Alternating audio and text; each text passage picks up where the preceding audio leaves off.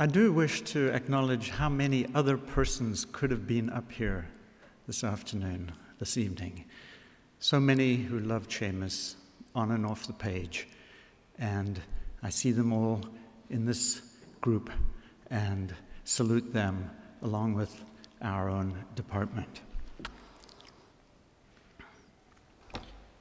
In his book-length sequence of interviews entitled Stepping Stones, Seamus summons the hard-edged tricorn hat called a biretta worn by the Catholic priest. As a source of his wonderful poem, The Biretta, he recalls, here I quote, "The memory of holding a biretta by its central fin is still there between my finger and my thumb," as in digging.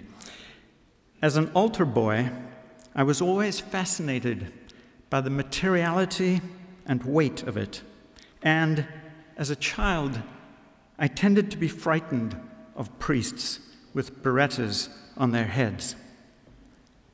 At the same time, there was something trim and shipshape, almost airborne, about the feel of the thing.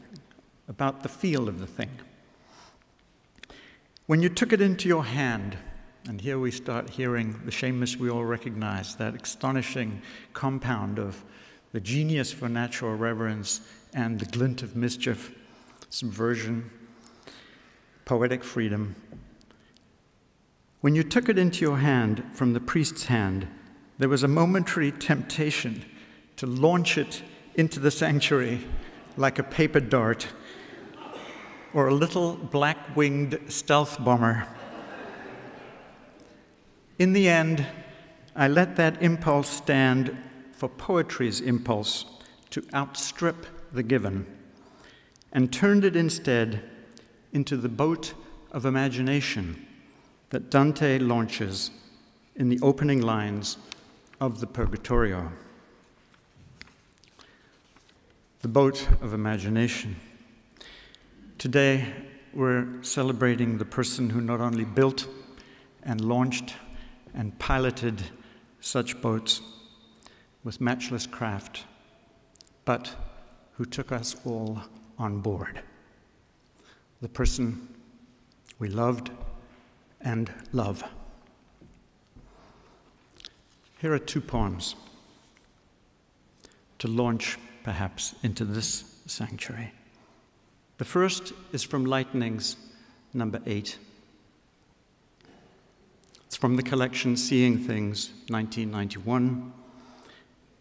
And it's a poem that Seamus often chose to recite and not only to read. The annals say, when the monks of Clonmacnoise were all at prayers inside the oratory, a ship appeared above them in the air. The anchor dragged along behind so deep it hooked itself into the altar rails. And then, as the big hull rocked to a standstill, a crewman shinned and grappled down the rope and struggled to release it, but in vain. "This man can't bear our life here and will drown," the abbot said, "unless we help him." So they did. The freed ship sailed, and the man climbed back out of the marvelous as he had known it.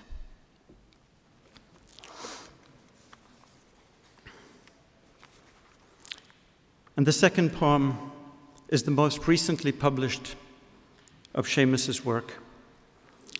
Completed last June, it appeared for the first time just 2 weeks ago.